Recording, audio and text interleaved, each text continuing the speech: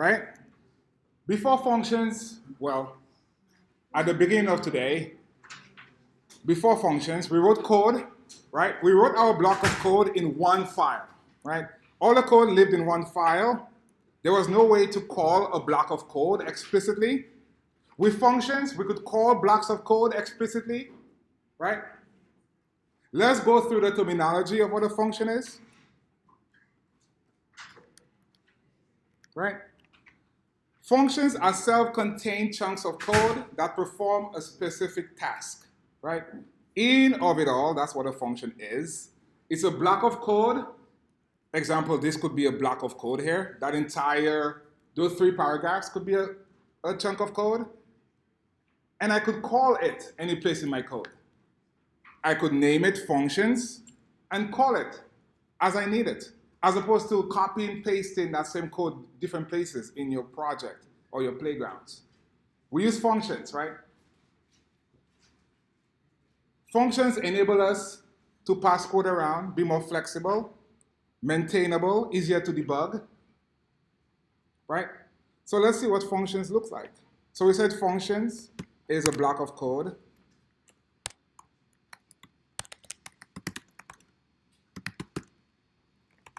That enables us to call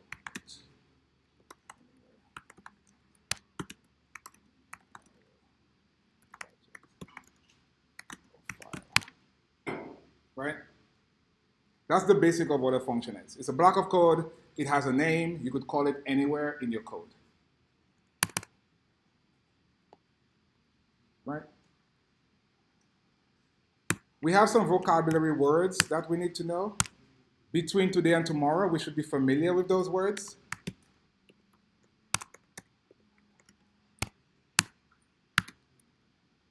Function, that's where we start. Argument, we'll get into what that is, how it looks like. Parameters. There's internal, external. Input, what you give the function, what you pass into the function. Like, hey, go buy me groceries. You give somebody money, hopefully they bring you back groceries. Not like, oh, I lost your money, right? So the input there would be, hey, here's $5, go buy me some groceries, or whatever. $5 is not gonna get you groceries, but a loaf of bread. The output is what you get back, right? So the output in that scenario, I gave you some money to go get me some groceries or bread. The output is what I get back from that, right?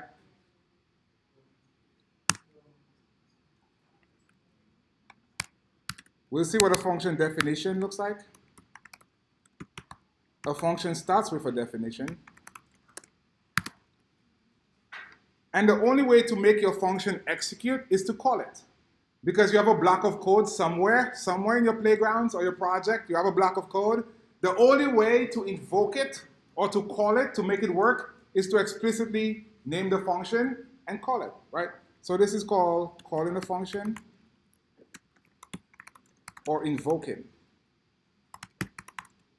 a function.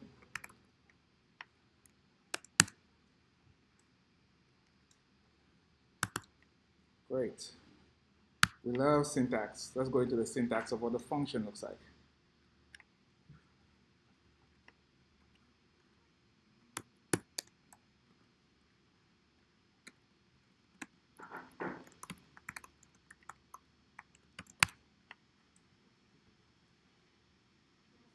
Yes? Function is the basic structure, right? What is a function, right? A block of code. Function definition is the description, the definition of it.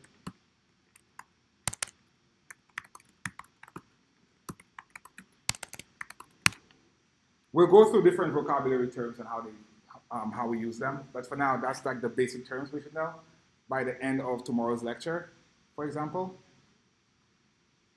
Today, we're basically introducing what a function is, how to use it, how to write it, how to call it. Yeah, but function, knowing how to explain what a function is That'll become second nature because that's what you're using all the time from now on. You'll be writing functions. You'll be in an interview. You'll be writing a function. Great. So let's jump into the syntax. So here, our function, the syntax begins with the func keyword. Right? There was debate about the keyword. What keyword should we use in Swift? But we ended up using func, right? Bring in the func. It starts with the func keyword. Every function starts with the func keyword. Followed by the name of the function. Now the name of the function is very similar to the way we name variables. We start with a lowercase. Never submit your function like this, please. Right? We start off with a lowercase, correct? Okay, so here we have my first function. And it's camel case from there. So the name of my function is my first function. Right? You want to be descriptive with the names as we are with our variable names and constants. What does the thing do? When somebody reads it, it reads as if what the actual logic of the function is. It's my first function, great. I'm creating my first function. I have an open parens. We've seen that before in the print statements. We've seen that before in lowercase. We've seen that a lot of places. So we have an open parens followed by a closed parens in that case. Inside the parens, we could put parameters. We'll come to that later. But now that function doesn't take in any input. That's basically, you see a function that's empty in the parameters, means it does not take an input. There's nothing getting passed in. Nobody gave me money here in that case. Right? It's an empty parameter list. Next up, we have an open curly and a closed curly bracket. Right? So by definition, that is a valid function. Doesn't do anything, but that's the syntax. We have the func keyword, right? We have the name of the function, and we have open and close parens. Does not take in any input right now. And we have our open curly bracket followed by our closed curly bracket. In the function, we'll have a print statement. We're familiar with print statements. So here we'll print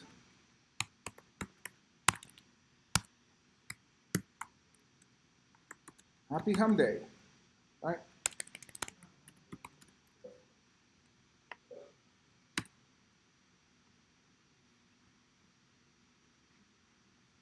Right?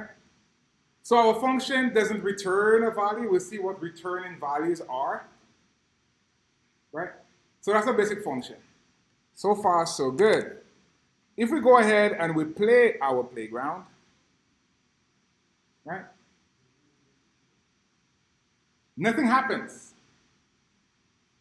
Remember we said before, you could have a function. This is a block, correct? So here we have a block of code. So far, so good. A function is a block of code. You could call it at any time, anywhere, where that block of code is. But we're missing a part. What are we not doing? What's that? Return. Return is fine. Right? So Tanya and Stephanie are saying it. We need to call the function or invoke it. We have something somewhere. In order for it to actually work for us, we got to call it. Hey, Lilia, do this for me. Right? You have to call it or invoke it here. That's part of the vocabulary, right? Call a function or invoke a function, right? Execute it. Also a valid thing there. So we could also say execute. Right? So calling a function, invoking a function, executing a function, they're all valid in order to make that function work. How do we call a function? So this basically here is the function definition, right? So that's the function definition. Right? This here is the definition of the function. I've defined the function. I've called it my first function. That is the definition there. It doesn't take in any arguments or parameters here. It doesn't return a value. There's no return value here. Right? So this here is a basic function definition. Great. Now we want to go ahead and call or invoke or execute our my first function.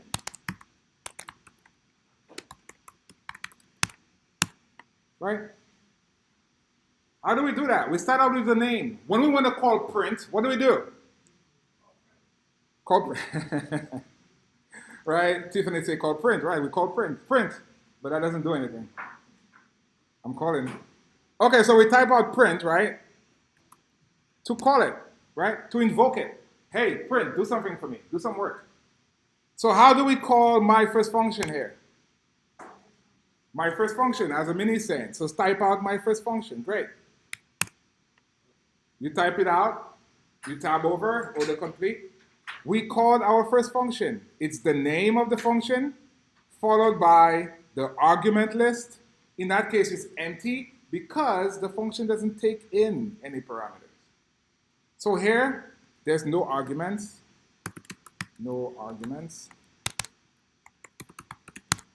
And here, no parameters. So parameters is the name you define for the function definition. And arguments is the name you define for actually what you put into the call. Those are the arguments. So if we had arguments here, we'll see arguments later. There would be values inside the parents. So far, so good? So we're going through a couple of vocabularies here. We know what a function is. We haven't seen an argument, but we're getting there. So let's go ahead and run our playground now. And look, our function printed, happy hum day. Right? We were able to call it by explicitly writing the name out, my first function. Okay? Now let's go see how a function looks when it has parameters and arguments and a return type. Let's take it up a notch. So here we have a function. Again, we start with the fun keyword. We give it a name. It's called double number. Right? That's a valid function. So far, so good. We have our fun keyword, space, the name of the function, followed by parens, open curly, close curly, function definition is good. Right? Now let's go give it some parameters. We have a parameter name. You could name the parameter name anything you want, but make it meaningful. Here we have double number. We'll call it number, which takes in some external. Actually, we have an external name as well. We'll go through what that looks like, an internal name. And a type. It returns, right? Let's do that again. So we start out with an external name, an external parameter name, the number here. So number is an external parameter name. Number is an external parameter name. Right? X is an internal parameter name. Right? So we have number followed by x colon int. The x colon int, we're familiar with that syntax, is basically type annotation here. Right? The type I'm expecting to be my input here, or my parameter rather, it has to be an integer. I cannot pass in a string. I cannot call this function and give it a string. I get a compiler error. Right? So far we have external name, which the caller sees. We'll see how that is being used. We have an internal name that our function uses internally to make the evaluation. We have a colon here, followed by the data type of the input. So here, int is the data type of the functions.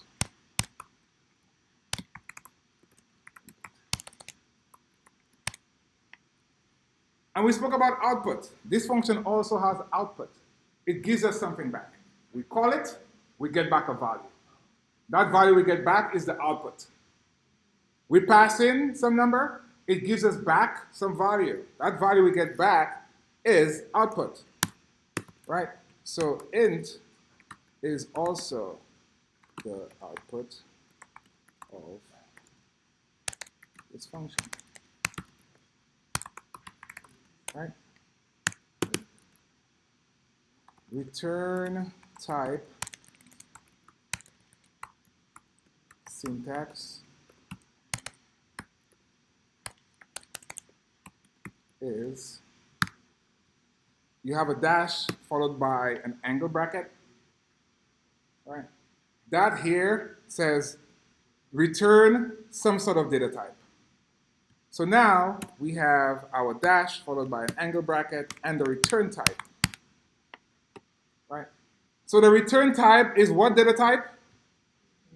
Integer. What's the input type? Integer, right? You could have a different data type here, that's valid, right? We'll also see you could have an optional. We love optionals, again, they're everywhere. We'll come to that. But here we have a double number, it doubles the number. Any number that comes in, it gives us that double value back, right? I pass in 5, gives me 10, just doubles my value. How do we do that? We need to write some logic in here. So now we need to go inside the function's body to go ahead and do the logic. The function, the expectation is return me the doubled value of the inputted value. Everybody with me?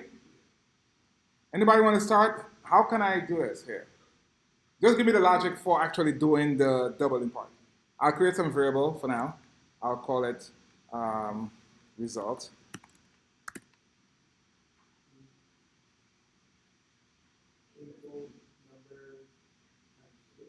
So here we don't have access to number, we have access to x. That's the internal, that's fine. So that's the internal parameter times 2, thank you, sir. So here we have calculated what the double value is. Now the compiler is starting to complain. It's actually telling us what to do. First, we haven't used result. It complains about that. Second, we have a compiler error here. Missing return in a function. That function expects a return value. We haven't supplied it yet.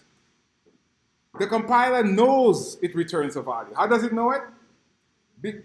Exactly, because we said arrow data type. We don't have arrow data type. The compiler doesn't care. At this point, if we do not have a return type, the error goes away. We're not returning anything. But the minute you say, I am returning a value, you have to give the compiler back that value. The function needs to return that value. So here we simply write the word return. We see return for the first time here. You only return from functions. So we see return result. Return the result. I've calculated the result. Now go ahead and return it to whoever called it. We call that the caller. The caller is the person who called this function. Return them the value of result. At this point, our function has been completed. What's the next step? We want to call it, right? So let's go ahead and say double. So type in double, and we see our function name, double number. So far, so good? Yes, very good question. So the scope, we talk about scope again. So the scope of result currently is only in that function. Do I have access to result out here? No, it's outside the scope, right? It's outside the scope. We'll see in, out, and all that stuff later, but it's outside the scope. So we could return the value, which we are, on line 35. We're returning the value of that calculation we did. And now, we could say result of calculation, for example. Right? So here we create some variable because it returns a value, correct? Everybody? It returns us a value. That value, we could store it into a variable or a constant in that case. And we call our function double number, pass it whatever, 10. and run our playgrounds, we get back 20. Let's actually print out our value in the console. So print result of calculation, run the code again, and we get 20, right? Everybody with me? So the function created, it gave us back our output. The input was 10, the output was 20. Everybody sees that? Right? Here we have an argument, right? This is an argument. We pass in the argument 10 to our function, right? So here we have one argument. I'll space to type this. One function takes one argument of type int. Right? Output returned is of type int.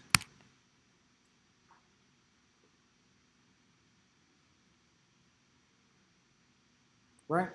So to go over again, we start a function with the func keyword. We give the function a name. In that case, we call it double number, which makes sense. That function doubles the number. That's a good valid name. We have an external parameter name here, which we use here, by the way. So the external is external to the function. The external part is the person seeing it. The person using your function here on line 38, they're seeing number. They're not seeing X. Does everybody see that? There's a distinction there. They see number. They do not see X. X, we see it internally. Right? You do not always have to do your function that way. I'll show you a different way you could do a function. Right? But there's times where you want to make it more readable. Double number, number. Right? It's easier to read. Whoever is calling your function, it's easier for them to understand what's happening. So you could provide, this is optional, but you could provide an external parameter name and an internal parameter name. Let's see, just, oh yeah, go ahead. What is like the value in putting in like the return function? Because like let's say you. I'm sorry, say that again. What is the value in like setting it up to return something as opposed to like, so for example, like you're having a return a result which is like 4 and then later printing it. Like another thing you could do probably is put like the print in the function and then like put in like returning result. So what is the usage? Well, later you'll see the usage, right, when you get more complicated. But this is here is a basic use case. Like, hey, I have a function. It's called double number. It returns me the double value of that number. It could get more complicated. I have a Celsius value I want to return or convert. I could have a convert temperature function. But it gets more complicated from there, right? Okay. So for practice, as now, let's go ahead and write a function that adds to a number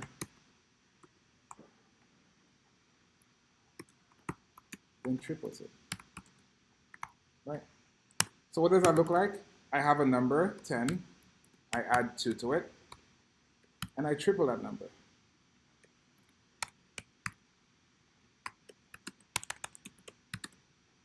Right?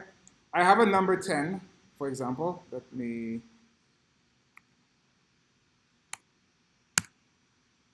So input here would be 10, and output would be 10 to 20, 60, no, sorry, 12, 36. Right? So 10 plus 2 is 12. 12 times 3, 36. Everybody with me? So that's the function. You give it an argument 10, it should return 36. Everybody clear with the question? Okay, so go ahead and write that out for practice as we go here. We start with the func keyword. Give your function a name.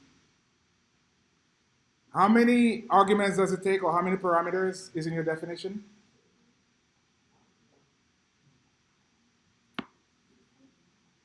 One, correct? It takes in one value. Input is 10 here. Right? Look at the input. What's that? We're doing two things to it. So we take the number, we add 2 to it, the number 2, like literally the number 2, and then we triple it.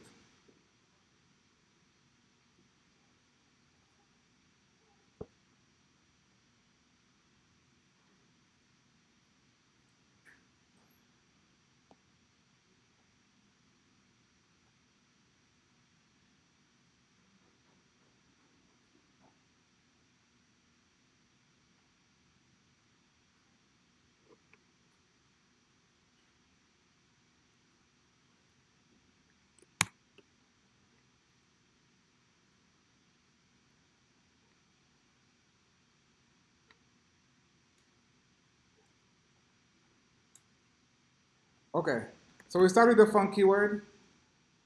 Can I get a function name? Any function names here? What's that? Alex. This guy is funny. Names? Eddie, you have a name? You have a name for your function? Triple number. Okay, I started there. Triple number. You want to come complete it for us? Thank you, sir. Are we gonna?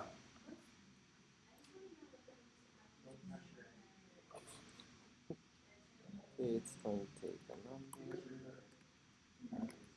It's going to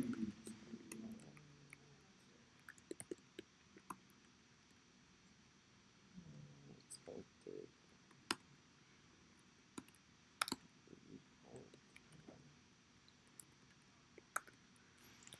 I threw your hand. Yeah. You set like a variable to the as a result before you return it. You don't have to. You could just print it out. We could just print out the result. You don't have to set it to a variable in that case. Is it more like stylized? No, I just wanted to show you you could assign it to a variable because it returned a value. Most likely, you probably have a variable that you call some function on, and you want to use that variable later in your code.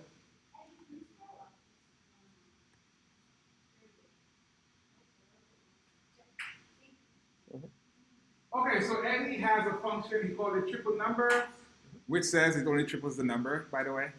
Oh yeah, you. No, that's fine, that's fine. So your function takes in an external and internal parameter name, right? It returns an integer, right? And Eddie has result here. So result basically takes the number, adds 2 to it, and triples it, right? We agree? Right? And we return result. So far, so good. We could make that function shorter. We could remove this line here. We could put return here. Right? Everybody with me? Right? So here we have return num plus 2 times 3, triple the thing. And we call the function, let's go ahead and call the function. So this is using external and internal names, okay? Every situation, you don't have to do that. If you want your code to read better in that circumstance, you could have an external name so that it will read triple number number. In that case, that's a bit redundant. So you could just take out number here and say triple number num. So calling the function, we would say triple number and passing some number. Our 10, because we have the case there. So here, we play, run the code, we get back 36, right? We see 36 in our preview. So your function worked, Eddie. Thank you so much, right? So here we had a function triple number. It taking an input of 10, and it returned us the output of 36. If we needed to use that output for something else, we could have stored it in a variable or a constant based on what we want, right? We have time for one more test here. In a for loop, I'm sorry? Yes, you could do it in a for loop. We could totally do it in a for loop. So Mr. Christian here is saying, hey, can we take this further? Can I create some for loop in that case and say do it 3 times or whatever? Or do it 4 times here and call our function triple number. Triple number based on the index. What's about that? So do 1 here, right? So based on this index, which we should declare, index, our triple number takes an index. So far so good? My function, I could use it in a for loop, right? And here, just print out what the result is. So I could print, I could say type print and put my function in it, right? Because it returns a value. Whatever value gets returned gets printed here. Do we see that? Right? So my print statement prints out whatever value I get back from the triple number. It starts with 1, right? It says 1 plus 2, right? 3. 3 times 3 is 9. Everybody with me? So let's go, I'm sorry? So let's go ahead and run that and see what that looks like. Right? It starts with 9, 12, 15. You could do that.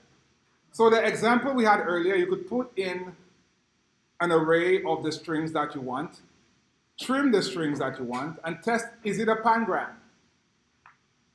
Right? We could do that with a function here. Have one function somewhere, call that function on your string, and figure out is it a pangram or not. So the lower part, the 54 to 55, you show us if it's a pangram? Yeah, exactly.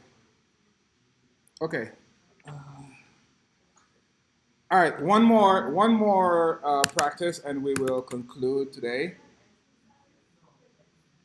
Tomorrow we'll continue on that because I gotta let you guys code. Yeah. All right, so let's write one more function here. So write a function that adds exclamation.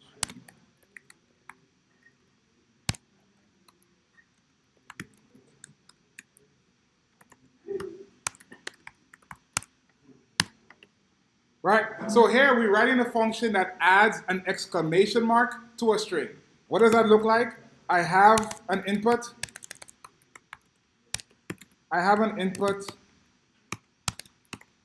Hello. My output should be hello, exclamation mark.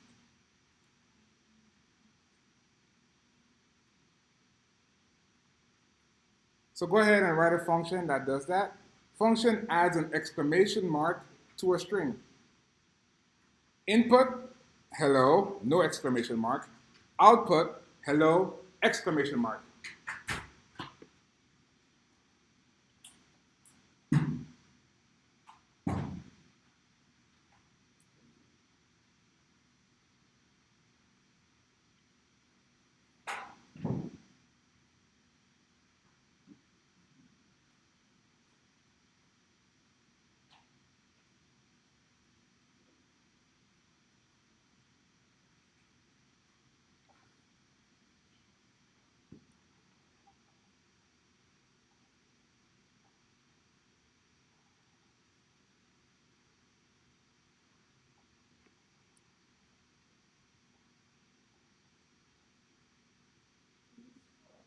Scroll up, sure.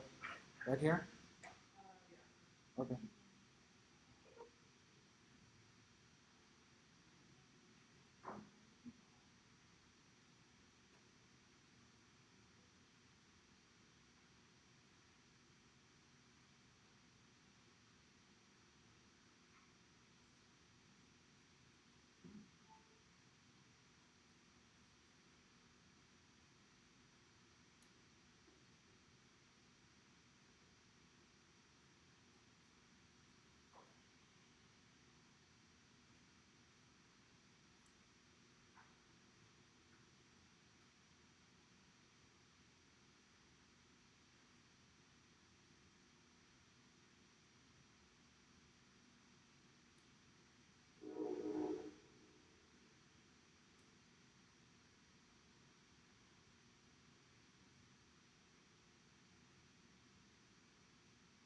Amini, come up and solve it for us, please.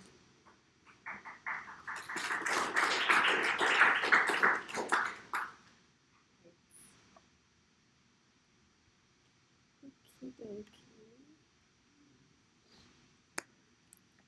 So Amini starts with a funky keyword. add mark. And then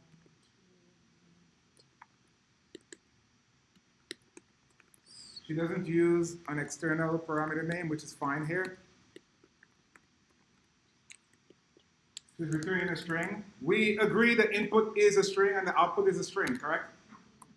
Okay. She's returning. uh,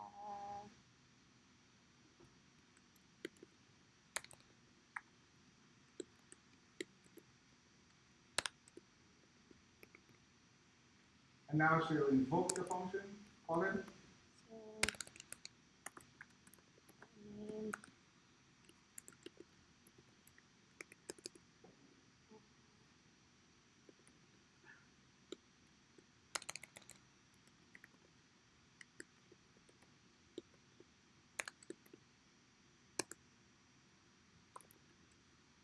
And she'll execute the playground. Great. Thank you so much.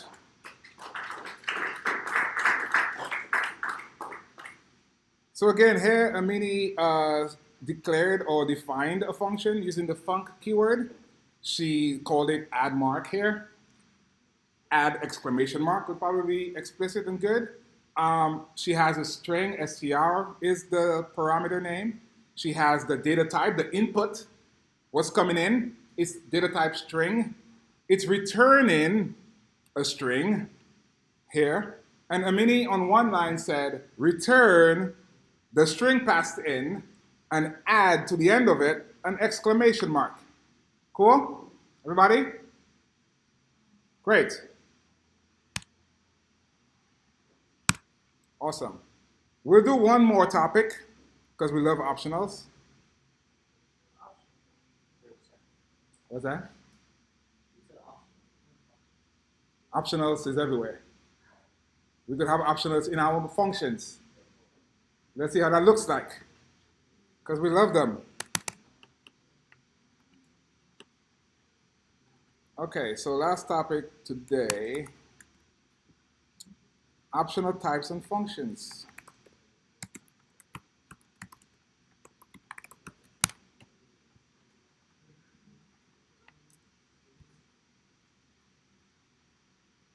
Cool.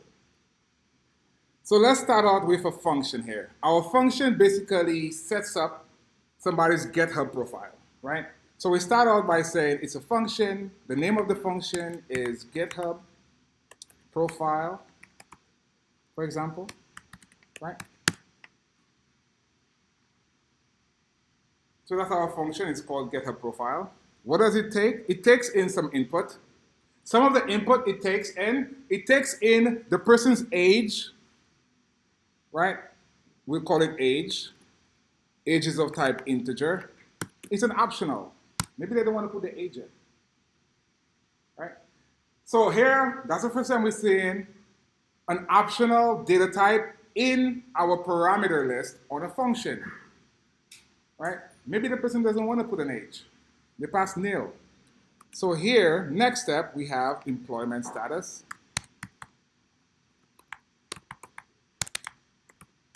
Right? It's a bool, but guess what? It's also optional. I don't want to let you know if I'm working or not. That's my choice. It returns a value, which is a bool. It's an optional as well. Right? So here we have three optionals, two optionals as parameter data types, an optional return type. It might have a value or it might not have a value. We'll get to the body. Yeah, we'll come to the call, like how we actually invoke it. Let's define it first. We'll define it first, and then we'll call it, and we'll see how we pass it in the values. Great. So I start out by saying I have a variable. Right now I'm inside my function body, okay? I'm in my function body. I start out with a variable name called profile complete, right? It's an optional, right? We love optionals on this one. And we love optional binding. Up, where am I? A mini? A mini. The add mark. What's the question? Okay, first off, let me just rename it, right? So I'll rename it. So it's called add exclamation mark, right? We have write a function that adds an exclamation mark at the end of a string. That's it. So you have your string here. That's your string. You agree? And you append an exclamation mark to the end of it. So that's basically saying Tiffany exclamation mark. Because you passed in Tiffany and it added an exclamation mark. Right? That's saying plus equal. Right? That's what that's doing. You with me? It's basically appending the exclamation mark to the end of Tiffany. Do you agree? Yes? Okay. I guess my question is, so what do you do? So you have your function name, correct? You can, but remember earlier we had a variable here somewhere. We had a variable here to capture what the string is afterwards.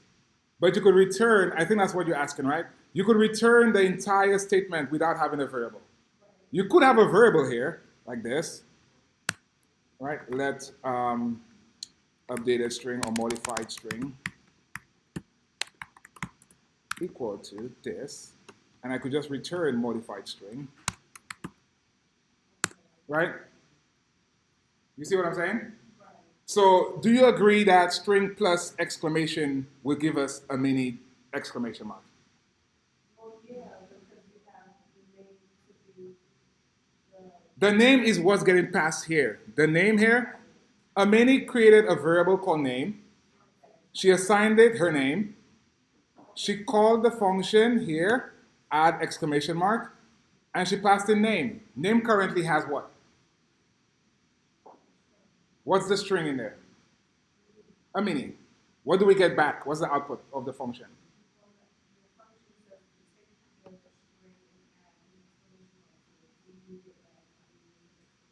Exactly. So we get back a mini with exclamation mark, which is what's printed here. You know, oh, you're looking for hello, you said? Oh, this hello here. Oh, sorry. I got you. That's fine. Let's update it, right? A mini here. Sorry. Right? It could work on anything. That's just an example. Cool? We good? No, that's good. So is that how to print it? That's how you have to. It depends. Do you want to have it in a variable? It depends on the use case of your function call. Do you want to just print out the result, or do you want to take that result and add it to something else? Right? We'll do more examples, and we have lab to go through it. Okay, so here we have GitHub profile. We have two parameters, age and employment status. Age is the data type is an optional integer. Employment status, the data type is a Boolean optional. And we start off by saying profile complete, because at the end of the day, we're going to return, is it complete or not? So one habit you should get into is, if you have a return, return something. Get rid of the compiler error, return something, okay? And then go ahead and continue your function. Our function returns some sort of Boolean value. We have a variable here called profile complete. If it is complete, what do we set it to? If it's complete, what do we set it to? True, right? If it's not complete, we set it to false, or we don't return anything. In that case, it's nil. So we only set it if it's true, and we could also set it if it's not set, we could just return false. So in that case, let's go ahead and we use optional binding. Again, if let is optional binding, I will declare a variable called unwrapped age. That's what we have first. Age is an optional. Do we agree that age is an optional? And do we agree we could also chain optional binding together with a comma? Right? So I have a comma here. I press enter to make it look more readable. And I say let unwrapped. I'll call it unwrapped so it's easier for us to understand what's happening. Unwrapped employment status.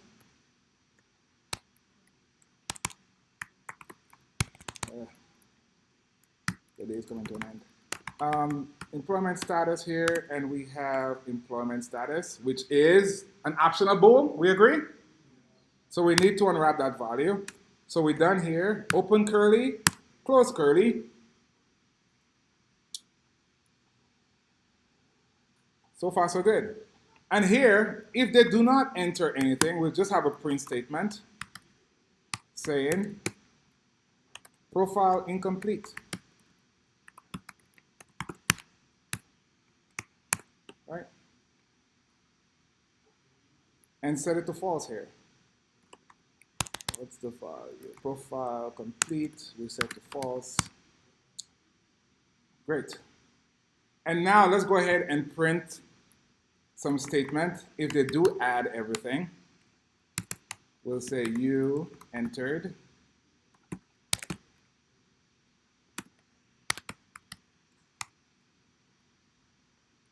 unwrapped age. So you're specifically putting, the optional behind. Yeah, because they could or could not add a value, right? So here we have you entered optional your age for your age and string interpolate here, unwrapped employment status for your employment status, right? Okay, great. Warnings go away. We use both variables. We are good. So here, let's walk through the code. That's the definition, right, of the function. We start off with the func keyword. The name of the function is called getHelpProfile. The user could enter the age, it's optional. They could also enter the employment status, optional. And our function returns an optional. We start out with a variable called profile complete to return that value. Was the profile complete or not? If it was complete, that means they added the age and the employment status. Remember, and, right? Both needs to be true. Do we agree? Right? If one of those values are nil, does it go into the if select statement? No, it doesn't.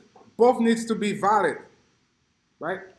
If it's not valid, we come into the else statement, profile incomplete, set the thing to false. At the end of our function, we return the value, whatever the value is here. So far, so good? Yes, sir. So we're qualifying age first, right? Like we don't even bother to like look at the building size. We could look either one first. Right, no, yeah. In this case, we're looking at age first. Doesn't matter the order. That doesn't- Yeah, it doesn't matter the order, right? It could be the reverse, Yeah. but both values need to exist. Right, so it doesn't, so that's effectively one of the ones that matters.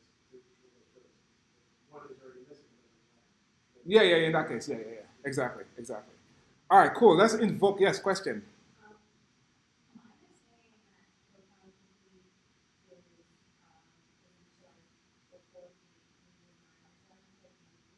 Okay, is it optional? Do you have profile complete false here? Oh, we need to set a true, sorry. I think we need a true here. I think that's what you're talking about. So set profile complete to true. We forgot to do it in the let statement. Okay? That should be good now. Just run the playground, make sure you have no errors. Right? So we have no errors. Let's go ahead and call our function. Yes, sir? You haven't used one of the variables probably. 78.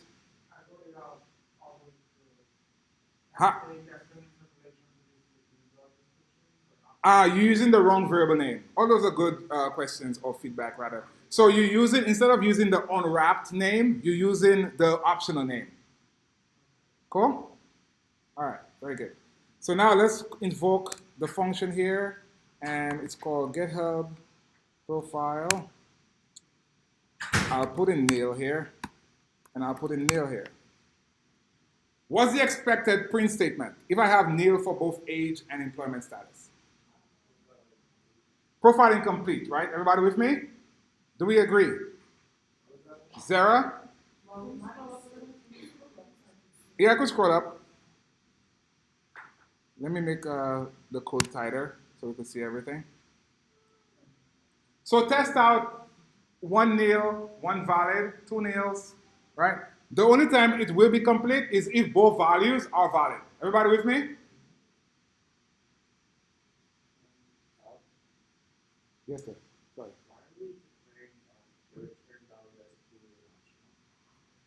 That's what we wanted to write for our function. It depends on the use case. In our use case, we just want to know was it complete or not. So it's a Boolean value. It's excellent for that. True or false? Cool? A string doesn't really give us valid information. It's optional. But let's use it to see what I'm talking about. All right, let people finish that.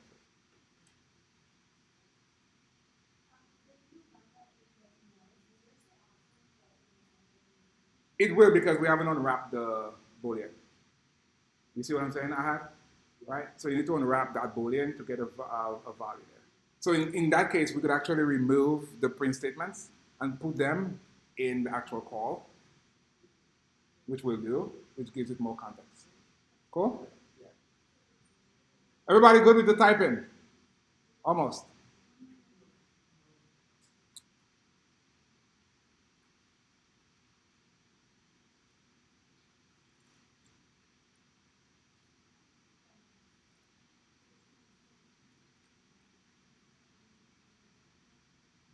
Cool? We good? We good? Everybody good? All right, cool. So let's continue on. So now, what's the output of this function? What's the output of our function? The output, what data type? It's an optional Boolean, right? Everybody agree? So it's valid to say I could actually unwrap that value here. Because we love optionals. I could say this. Profile complete equal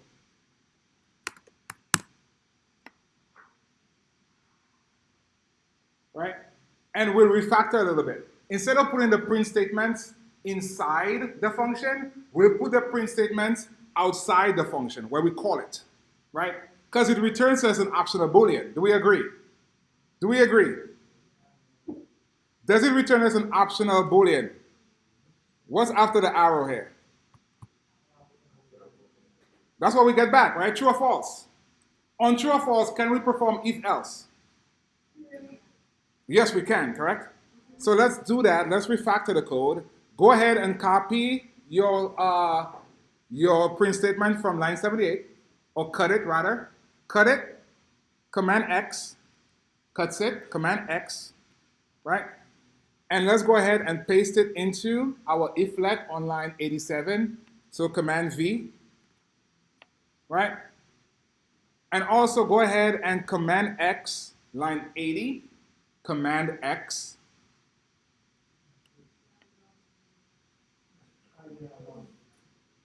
Okay, that's fine. We're gonna come back around. And here we have an else. I'll do it again. We had our code working here before, right? Yes? Basically, we're taking out the print statements from the function and putting it where we call the function, right?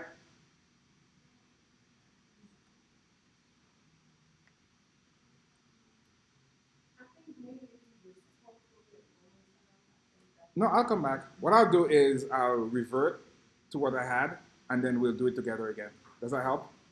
Okay. No, that's fine. That's fine. Optionals is a lot of things. Optionals is a lot of things. Or maybe put some space Let's come back. Do we all have that code? We're refactoring the code. We're taking code out, making the code easier to read. Right? So stay with me. What are we doing to the first print statement? We cut in it. Yes? Command X. Remove that print statement there. Yes, it copies it. Command X, remove it. Everybody? Yes? Okay, great. We go down to our iflet. Do we have our iflet here? Inside the iflet, Command V. So far, so good. Okay, great. And remove the age. Remove the unemployment status. Just say profile complete here for simplicity. Just say profile complete. That's it. That's what we have now. Here. Right? Everybody with me? So why did you cut it out from above? Because we want to see what's the result of unwrapping the return value. Okay, but don't we need for later date for the names of if you know what you're doing? No, we'll do it down here. Whatever we did up there, we'll do down here. Okay? Okay, so next up, the objective of this exercise is to see how to get a value back from a function that's optional. And what's returning from the function, from that function, is an optional. Sarah? The return value of GitHub profile is an optional. Exactly. So we have to go to, exactly. So that exercise is how do we unwrap that value? Cool? Okay, so everybody go back up here and copy or cut, Command X, the profile complete. Command X. Okay? Go back down to the iflet and put an else. Paste it in. Right? So either it's complete or it's incomplete. So far, so good? So far, so good. Okay. Great. Now, something else we haven't seen, you could ignore what you unwrapped. I put an underscore here, and I put an underscore here. I don't care about the results. All I care about, did those two results have values in them? Right? There'll be use cases for that. That's one here. I don't care about the age, the actual age and the employment status. All I care about, did you enter valid values? If you entered valid values, profile complete is set to true. Right? If you didn't, profile complete is false. I return profile complete. Here it's either true or false. Do we agree? Do we agree with that part? Tiffany, scroll back up here. And so we're changing our legs into Underscores, because we're not using the values. Right? We're not using the values. We unwrap them, but we did not use the values. We come in here if both have valid values. Okay? And then if one of them are nil, we set it to false. Everybody with me? Okay. Now we come to our function. We call our function here. It's called GitHub profile. We pass an age. We pass an employment status. We get back a Boolean value here. Profile complete. So profile complete here, I could actually use it here. Profile complete, and just put in true here, for example. Make that warning go away. And run the code again.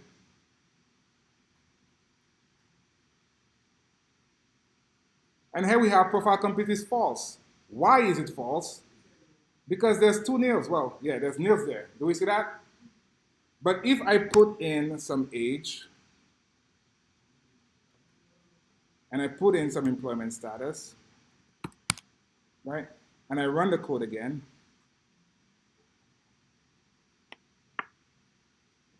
I'll get profile complete is true, right? What line number? Oh, you mean which? You mean here? So if we try to enter a string, right? Good question, Zara. What's going to happen? We'll get a compiler error, right? The compiler will say that cannot convert string to expected type. Expected. It's expecting a Boolean. It's gonna be a yes or a no. Exactly. Why is it expecting that, everybody? Why is it expecting a Boolean? Because in our definition, it has to be a Boolean. Or nil. Nil is also valid, but not a string. Okay?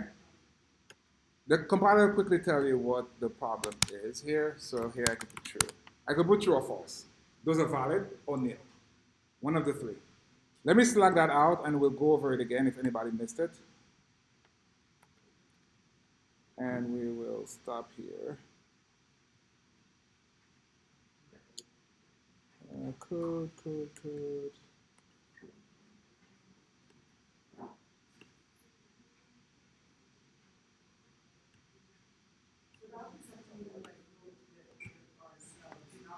No, you're gonna get that a lot. No, but I'm saying that would be something like you would call the significant. Oh, if you make, yeah. So that the computer would have to do it. Exactly. Not for the person. Optionals come up a lot when we get to later units. In unit 1, in unit 2, we talk about optionals a lot. Where the user is entering some input, they could or could not have entered that correct input. How do you respond to that? Right? Are we getting errors? Everybody's code working. I slacked out the code, the optionals code. Yes, sir. Can you switch the age and employment status to male? Oh yeah, sure. So Neil, you said Neil, right? Yeah. Okay. Okay, cool. And run it.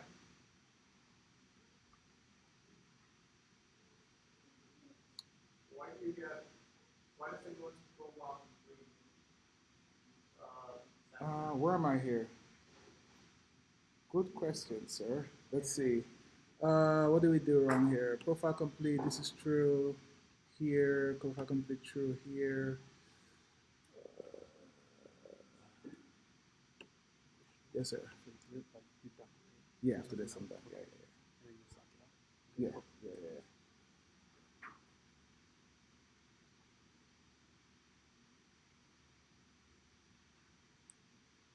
Good question. What did we do wrong here?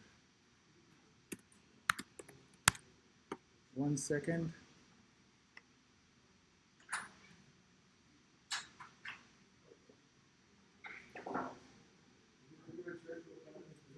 I'm returning. 1 second. Let's verify something here. Print.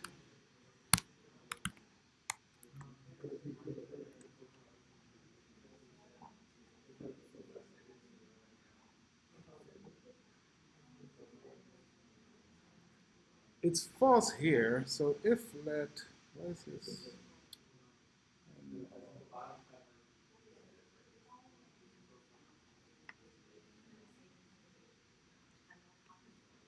This is false. On the wrap that. Oh, okay. Sorry. So here's a problem. It has valid values. It comes in here, right, with a valid value, because both of them have valid values, right? And here, we have our profile complete. It has a false or true on it. Because we set it to false or true. You see what I'm saying? So that's the problem here. Not problem, but basically, profile complete currently has true or false. Right? So what we need to do is remove this else statement. That's a good observation. I did not see that, sorry. So let's walk through what happened there. One observed that profile complete was printing false. Profile complete was saying false, right? What happened is we come to our if let, we set profile, we come into the else statement because both values are nil. Both values are nil, we set it to false. Everybody? We come to our optional unwrapping. It does have a valid value. It has false in there. Right? Everybody with me? Right? It's good to see that real time. It has a value. So it comes into that if-let statement, and it tells us it's false. Right? Good check. Thank you. So how can we fix that? By not making it false here. Remove the false statement. So remove the false statement. Remove that print. right? So now, what value will it have if both values are nil? What is the value of profile complete? Let's remove that false here. If both values are nil, what is the value of profile complete now? What's the value of profile complete here? Nil. Everybody with me? If you do not set a value on an optional, what's the default value? What is the default value? Nil. If I do not set profile complete here to true, what is the value of profile complete here? It's nil, correct? Let's go through it again. What is the value of profile complete on line 75? Nil. If both of those values are nil, what is the value of profile complete here if I do not get into line 78?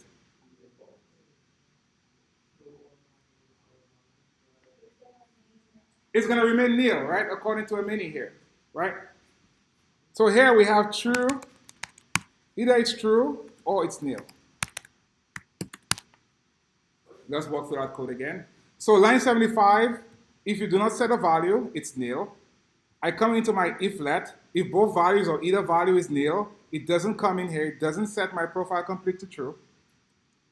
I'm returning, at this point, a nil value. Everybody with me? Everybody with me? I come down to my optional binding. I try to unbind it, or unwrap it, rather. If any of those are nil, it will be nil. It will come to my else statement, and profile incomplete will get printed, as expected, or should have been expected earlier. Now let's go ahead and run the playground again. And now we get the correct output. It should be profile incomplete. Everybody with me? That's a good observation again, right? Because what we were doing, we were setting false here. We said if it's nil, go ahead and set it to false. If you try to unwrap it, it does have a value. The value is false. Okay? Any other questions? Yes?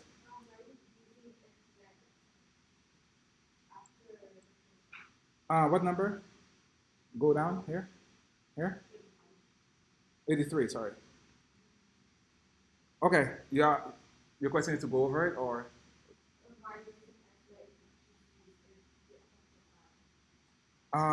We have to unwrap it because it returns a Boolean optional. Okay, so if we option click, make sure we option click on GitHub profile, right? Let me zoom in here. What's the return type? What's the return type of my GitHub profile function? I'm sorry? It's an optional Boolean, right? It returns an optional Boolean. Do we see that? Chelsea? What's the return type of GitHub profile? Right? Ian? What's the return type of the GitHub profile? It's an optional Boolean, right? The only way we could use it is to unwrap it, right? So our functions, we have to know how to unwrap those values, same as we saw with optional variables, constants, right? Your function could also return an optional. You need to unwrap it. We use the binding here to unwrap it, right? On line 83, we are calling our function. It's called GitHub profile. It takes two arguments, age and employment status. If we set both to nil, right? In our function, it says if both are nil, right? Just return profile complete. It just returns nil. We come here, we try to unwrap it, it's nil, it comes to our else statement. Your profile is incomplete. Everybody with me? If both are valid, like we had earlier, if both have valid values, and we run our code, we'll get profile complete is true. Right? Yes?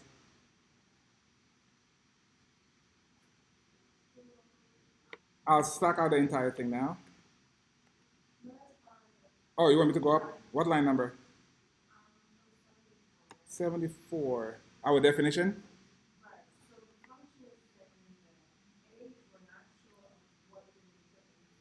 Yeah. Exactly. Employment status, we're not sure if they are employed or not, but it's supposed to be true or false. Exactly. They're all optional. They're all optional. And what we get in return is Also an optional. also optional whether they complete this or not. Exactly. True that's complete or false that is In that case, we don't even care about false. If it's not complete, it's nil. so there's a variable now for complete is an optional yes or no. So you're saying that if If it's true, the only time it gets changed, that profile complete, is if it's true here. yeah, I don't get the if like so if We were not using the variables. So we ignored them using the underscore. Same as in the for loop. if the variable is equal to age, what is that saying? So it's saying unwrap age, right? Unwrap the age, optional. If it does exist, in that case, we do not use it, we ignore it, right? Let's give it a name. I'll say unwrap age there to make it easier. That's what we had earlier, right? We had unwrap age, everybody, right? And for that underscore, again, if you don't use it, you could put an underscore. In our case, we'll use it to make it simpler to read. We'll say unwrapped employment status, like we had before. So far, so good? Remember, if you don't use a variable name, the compiler gives you a warning, right? Agree? And the way to do that, either you do use it or you use an underscore, right? In our case here, to make it easier to read, we'll say print unwrapped age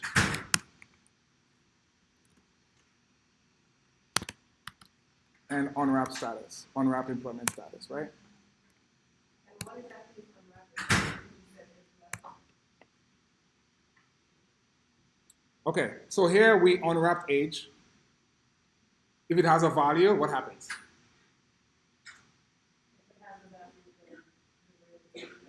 If it has a value, the unwrapped age gets that value, correct? Luba, right? If age has a value, unwrapped age gets a value, correct? If I unwrap employment status and it has a value, what happens, Greg? Right, so that value goes in unwrap employment status, right? So now I'm able to use it in the print statement. So far, so good? We have to get familiar with the underscores because we'll see them. And we'll also come to cases where we don't use them and we have to use underscores. Right? In that particular case, we did not use it. We could get more complicated and use a tuple. I'll not go there. Right? But you could have a tuple and return what actually was entered. Right? Like your function itself could return a tuple. I'm not going to get there yet. I'm not going to show that. the variable is not limited. So if unwrapped age, What part is holding us back? Is it the optional part? yeah, so profile complete is true. That's a Boolean, right? That's a Boolean. It's, yeah. Return The return is the type you're returning. In that case, it expects some type of Boolean optional. all of us just asking if there's value in equal zero. If the user entered both those values, set it to true. If they didn't enter either of those or both, it's nil, not complete. Christian, you have your hand up. You know, those game for like maybe not the previous examples that we did with strings and we did integers. You mean in functions? Yes. Um, But then in this one, this one is complicated, but it does come up. We have to show it to you. Whether we come back to it or not, I mean, we will come back to it, but we have to see it. right, like built with we're doing optionals and boolean about ones. Yeah. It's a lot of things, but we have to get there, and we'll come back to it. That's why we come back to review in the morning, right? It's a lot to take in. We just saw functions, but we have to deal with, because you'll come to a point where, oh, I have an optional. How do I unwrap this, right? So you have to put all together. We'll come back to a next example tomorrow while we continue functions. You might see one of those in the lab today. You might not. Maybe tomorrow you might see one. Okay? Yes, Stephanie.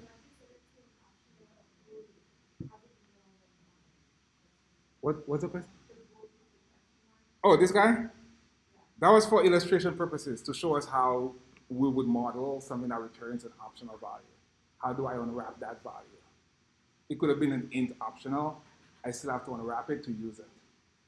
Make sense? It could be a string optional. If you have to use it, you have to unwrap it. That's all what we did on line 84. We got the result back. We can't use it. We have to unwrap it first. Right?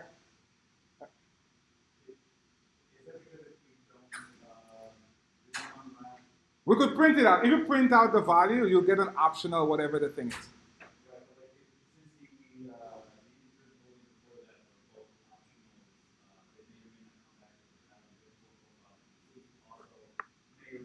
Exactly. In that case, everything was optional, right? So if we, one more thing, and we'll stop here. So if you go ahead and call your GitHub profile, just call GitHub profile here, and pass it some valid values, for example, age 56 and employment status false. Just go ahead and run that code on 85.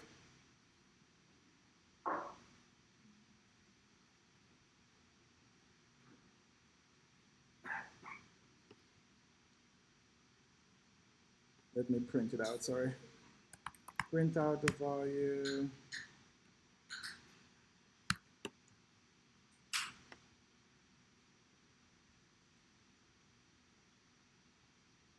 Right? So if you print out the value, what do we get? Optional true, right? We can't use an optional like that. We have to unwrap it. Do we all agree? So again, it is a complicated example. We'll come back to it again. But we have to know how to deal with optionals everywhere in our code. To use it, you have to unwrap it. We just saw optionals yesterday or 2 days ago. Now we have functions on top of that, right? Tomorrow we'll see in-out, even more complicated. So it's good to read ahead to get used to the content you'll be seeing in lecture. But we'll go through it again tomorrow, okay? The whole point of that particular problem was to show us how to deal with optionals. I have an optional age, I have an optional employment status. My return type is also optional. How do I use that when I call the function? Here, I can't use it by itself. It says optional true. I have to go ahead and unwrap my function here, right?